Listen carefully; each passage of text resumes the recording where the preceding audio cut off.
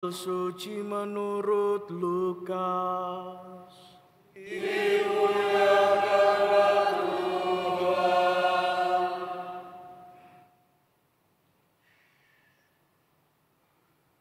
Sekali peristiwa Yesus yang penuh dengan Roh Kudus kembali dari sungai Yordan, lalu dibawa oleh Roh Kudus ke padang gurun. Di situ 40 hari lamanya ia dicobai iblis. Selama hari-hari itu Yesus tidak makan apa-apa, dan setelah itu ia lapar. Lalu berkatalah iblis kepada Yesus, "Jika engkau putra Allah, katakanlah kepada batu ini supaya menjadi roti." Jawab Yesus kepadanya, "Ada tertulis, manusia hidup bukan dari roti saja." Kemudian iblis membawa Yesus ke suatu tempat yang tinggi, dan dalam sekejap mata ia memperlihatkan kepada Yesus semua kerajaan dunia. Kata iblis kepadanya, "Segala sesuatu itu serta kemuliaannya akan kuberikan kepadamu, sebab semuanya itu telah diserahkan kepadaku dan aku memberikannya kepada siapa saja yang ku kehendaki. Karena itu jika engkau menyembah aku, seluruhnya itu akan menjadi milikmu." Tetapi Yesus berkata kepadanya, "Ada tertulis, engkau harus menyembah Tuhan Allahmu dan hanya kepada Dia sajalah engkau harus berbakti." Kemudian iblis membawa Yesus ke Yerusalem dan menempatkan Dia di puncak bait Allah, lalu berkata kepadanya, "Jika engkau putra Allah, jatuhkanlah dirimu dari sini ke bawah, sebab ada tertulis mengenai engkau, Allah akan memerintahkan malaikat-malaikatnya untuk melindungi engkau, dan mereka akan menerima engkau di atas tangannya, supaya kakimu jangan terantuk pada batu." Yesus menjawab, "Ada firman, jangan engkau mencobai Tuhan Allahmu." Sesudah mengakhiri semua pencobaan itu, iblis mundur dari hadapan Yesus dan menunggu saat yang baik. Demikianlah sabda Tuhan. Terpujilah Kristus.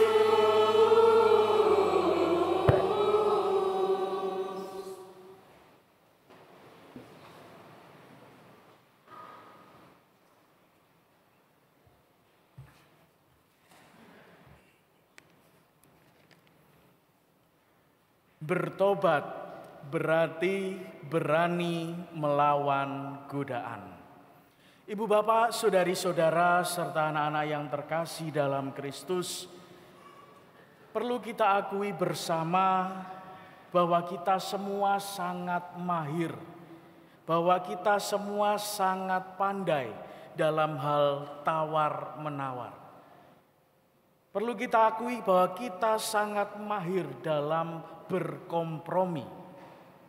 Tentu dengan cara, dengan gaya, dan pembawaan yang berbeda-beda. Dengan pembawaan kita masing-masing. Kalau kita boleh ambil contoh, semisal ketika kita berbelanja, melakukan transaksi jual beli, tentu wajar bila di dalam proses itu ada yang namanya tawar-menawar. Karena kita tentu menginginkan bahwa apa yang kita butuhkan ya bisa kita peroleh dengan harga yang pas, harga yang berkenan bagi kita. Akan tetapi kemudian menjadi tidak wajar ketika ya di dalam proses itu kita sebagai pembeli akhirnya melakukan penawaran yang semurah-murahnya, seenaknya hati kita, seenaknya keinginan kita. Bahkan sampai-sampai sang penjual pun akhirnya merasa jengkel, merasa marah, merasa kesal. Mungkin dalam bibir kita mengatakan bahwa mosok ora iso kurang to, mosok sik ora iso kurang pase piro. Selalu ada proses tawar-menawar sesuai dengan keinginan kita. Dan di situ kadang ya sang penjual pun akhir merasa jengkel, sudah pas dan lain sebagainya. Atau kalau kita boleh ambil contoh lain, dalam berbagai macam ya peraturan, kebijakan kerap kali ya terucap dari dalam bibir kita. Apakah bisa ini dan itu? Apakah diperbolehkan ini dan itu? Apakah ya boleh, apakah tidak? Peraturannya sudah jelas, kebijakannya sudah jelas.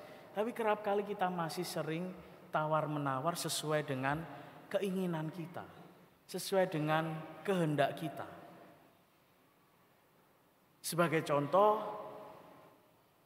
ketika muncul peraturan pantang dan puasa, setiap kali kita hendak ya memasuki masa tobat, masa prapaskah, sudah jelas peraturannya, ketentuan yang diberikan. Tapi seringkali masih ada di dalam diri kita tawar-menawar, apakah boleh, apakah bisa, apakah diperkenankan, ini dan itu dan lain sebagainya.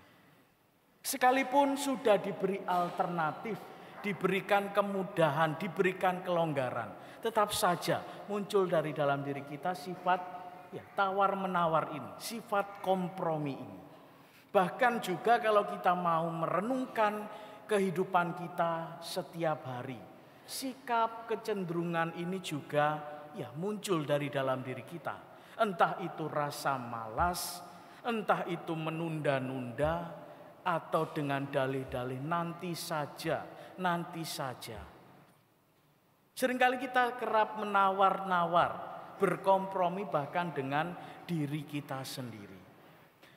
Bapak Ibu saudari-saudara yang terkasih, kesadaran inilah yang akhirnya membuat kita bisa merenung bagaimana sikap, bagaimana kecenderungan, bagaimana keinginan untuk tawar-menawar ini merupakan suatu hal yang ya memang muncul dari dalam diri kita. Ini adalah sebuah godaan. Ini adalah sebuah cobaan yang muncul ketika kita tidak menghendaki apa yang kita harapkan. Tawar-menawar itu muncul ketika kita tidak menghendaki sesuatu yang ada di hadapan kita. Godaan dan cobaan ini muncul ketika ya apa yang di hadapan kita tidak sesuai atau tidak berkenan di hati kita.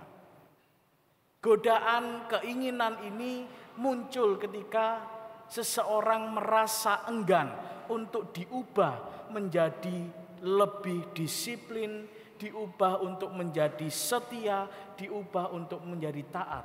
Padahal hal itulah yang penting bagi pembaharuan dan perubahan sikap diri seseorang.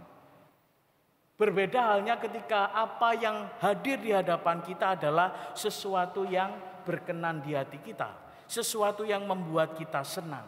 Saya yakin pasti tidak ada yang namanya tawar-menawar. Tidak ada lagi yang namanya kompromi dan lain sebagainya. Maka Bapak Ibu saudari-saudara yang terkasih, menarik sabda Tuhan yang kita dengarkan hari ini dalam bacaan Injil.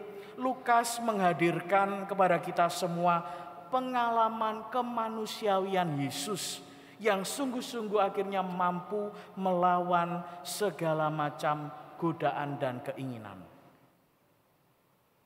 Tuhan Yesus memberikan kita teladan bagaimana sebagai manusia kita juga bisa melawan segala macam godaan, segala macam cobaan yang muncul dari dalam diri kita. Keinginan-keinginan, tawar-menawar, kompromi dan lain sebagainya tadi. Dihadirkan dalam Injil tadi selama 40 hari Yesus berpuasa dan iblis mencobai Yesus dengan berbagai macam godaan. Ada 3 macam godaan yang dilakukan oleh iblis mencoba Yesus. Yang pertama, bagaimana iblis berusaha memuaskan rasa lapar, berusaha mengenyangkan, karena setelah 40 hari Yesus tidak makan dan minum. Yang kedua, dihadirkan sebuah godaan terkait dengan kekuasaan dunia. Dan yang ketiga, godaan terkait dengan kekuasaan rohani. Itu semua akan diberikan oleh iblis ketika Yesus mau mentaati setiap perkataannya, mau mengikuti setiap keinginannya. Akan tetapi menariknya di sini, reaksi Yesus tetap satu dan sama. Yesus berani secara tegas untuk melawan godaan tersebut. Berani secara tegas melawan keinginan tersebut, melawan tawar-menawar tersebut, melawan kompromi tersebut. Pada saat itulah kemanusiaan kita yang lemah, pada saat itulah kemanusiaan kita mudah sekali untuk dihancurkan, melawan segala macam godaan dan keinginan. Oleh karena itu sikap Yesus inilah yang perlu kita contoh, perlu kita teladani dan kita hidupi di dalam usaha kita menghayati iman kita, melawan segala macam godaan yang sesungguhnya hanya ingin membuat kita semakin jauh dari Tuhan. Oleh karena itu ya, kerap kali mudah muncul dari bibir kita, mudah menggunakan sisi kemanusiaan ini sebagai alasan untuk membenarkan keinginan kita. Ya gimana lagi, wong manusiawi pasti ya mudah jatuh dalam dosa dan kesalahan. Maka suatu ketika sempat viral dalam media sosial, ada seorang anak yang mengatakan, ya, bagaimana mungkin karena manusia ini tempatnya salah dan dosa. Ini manusia bukan nabi, wajar kalau seringkali berbuat kesalahan. Tetap selalu ada tawar-menawar. Inilah yang kiranya Bapak Ibu Saudari-saudara terkasih perlu kita sadari bersama bahwa memang kita memiliki kelemahan dan keterbatasan. Tetapi bukan berarti kita tidak bisa melawan segala macam godaan yang sesungguhnya hanya menjerumuskan kita, membuat kita semakin jatuh dalam dosa dan kebinasaan.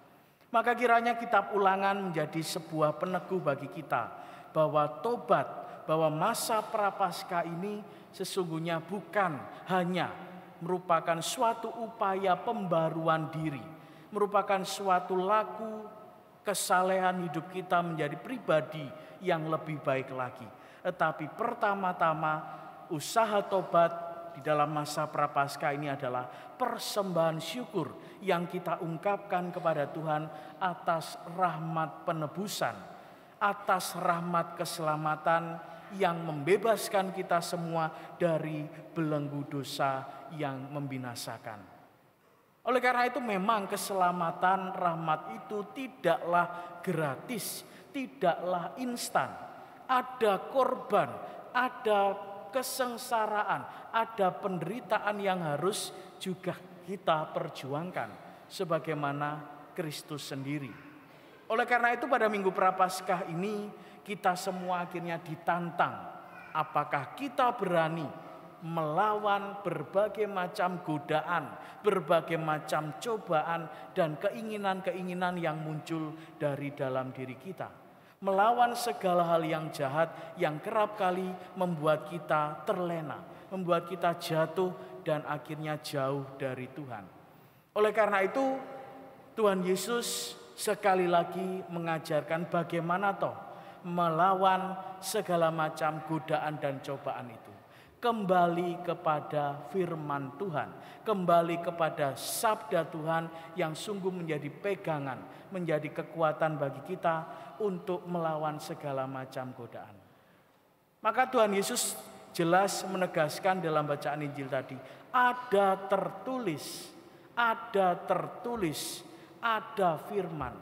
Kita diajak untuk kembali berpegang pada sabda Tuhan yang sungguh-sungguh akhirnya menjadi kekuatan kita ketika kita sedang di dalam godaan dan cobaan, di dalam keinginan-keinginan yang kerap kali membuat kita terlena.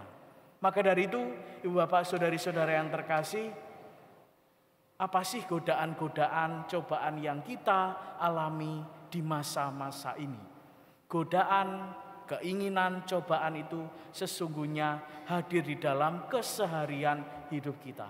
Mulai dari kita membuka mata sampai kita akhirnya menutup ke mata ketika beristirahat, semua dipenuhi dengan godaan dan cobaan.